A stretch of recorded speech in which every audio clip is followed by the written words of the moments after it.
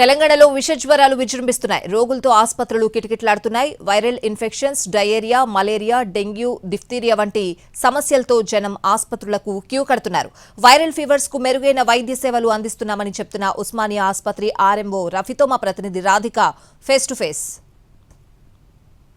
తెలంగాణ రాష్ట్రంలో seasonal fevers విపరీతంగా విజృంభిస్తున్నాయి. ఒకవైపు డయేరియా కేసెస్, డెంగ్యూ కేసెస్, అట్లాగే వైరల్ ఫీవర్స్ విపరీతంగా నమోదవుతున్నాయి. ప్రైవేటు, ప్రభుత్వ అనే తేడా లేకుండా ప్రతి హాస్పిటల్లో కూడా కిక్కిరిసిపోయిన రోగులతో నిండిపోయిన పరిస్థితి కనిపిస్తుంది. అయితే ప్రస్తుతం మనం ఉస్మానియా హాస్పిటల్లో ఉన్నాము. ఇక్కడ కూడా టెరిషరీ కేర్ అయినప్పటికీ కూడా ఇక్కడ కూడా కొంత సీజనల్ ఫీవర్స్కి సంబంధించిన పేషెంట్స్ కూడా వస్తూ ఉంటారు. అయితే ఇక్కడ క్రౌడ్ కూడా మనకి చూస్తే బాగానే కనిపిస్తుంది. అయితే ఇక్కడ ప్రస్తుతానికి ఆర్ఎంఓ రఫీ గారు ఉన్నారు, ఆయనతో మాట్లాడించే ప్రయత్నం చేద్దాం.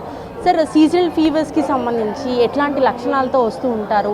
జనరల్గా హాస్పిటల్ ఏవి కదిలించినా కూడా విపరీతమైన క్రౌడ్తో కనిపిస్తున్నాయి. సో ఎట్లా ఉంది సార్ సిచ్యువేషన్?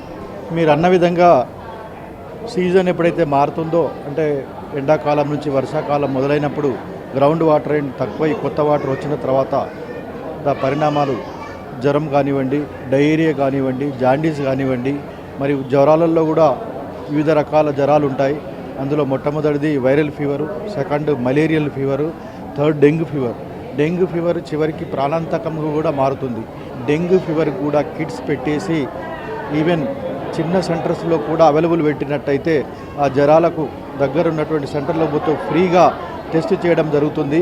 కాబట్టి ఆ సౌకర్యాన్ని మీరు వినియోగించుకోండి అని చెప్పి మీడియా ద్వారా ప్రజలకు నేను చేరవేస్తూ ఉన్నాను. ఎక్కడికక్కడ కూడా జ్వరాలు వచ్చినట్టయితే ఒకరోజు చూసి రెండవ రోజు ఇమ్మీడియట్లీ దగ్గర ఉన్నటువంటి గవర్నమెంట్ సెంటర్కి పోయినట్టయితే అక్కడ ఇన్వెస్టిగేషన్ కానివ్వండి, మందులు కానివ్వండి, కానీ ట్రీట్మెంట్ కానీ చక్కగా ఉంటుంది. చక్కటి ట్రీట్మెంట్ ఉంటుంది. మందులు కూడా అంతా ఫ్రీగా ఇస్తారు. కాబట్టి ఈ సౌకర్యాన్ని వినియోగించుకోవాలి. ఈ డెంగ్యూ ఫీవర్ వచ్చినటువంటి పేషెంట్ ముఖ్యంగా లక్షణాలు ఏముంటాయంటే, వెనుక బాడీ పైన దద్దూర్లు వస్తాయి. అదేవిధంగా సివియర్ హెడేక్ ఉంటుంది కళ్ళ వెనుక భాగంలో, అదేవిధంగా నెక్ ప్రాంతంలో, అదేవిధంగా హెడ్. కాబట్టి ఈ లక్షణాలను బట్టి మనకు ఆ పేషెంట్కు తెలిసిపోతుంది నాకేదో అవుతుందని. జనరల్గా సీజన్ చేంజ్ అయినప్పటికీను నార్మల్ టైంకి మనకి ఇన్ పేషెంట్స్, అవుట్ పేషెంట్స్ సంఖ్య ఏమన్నా మనకు మార్పు కనిపిస్తుందా టెరిషరీ కేర్ సెంటర్స్?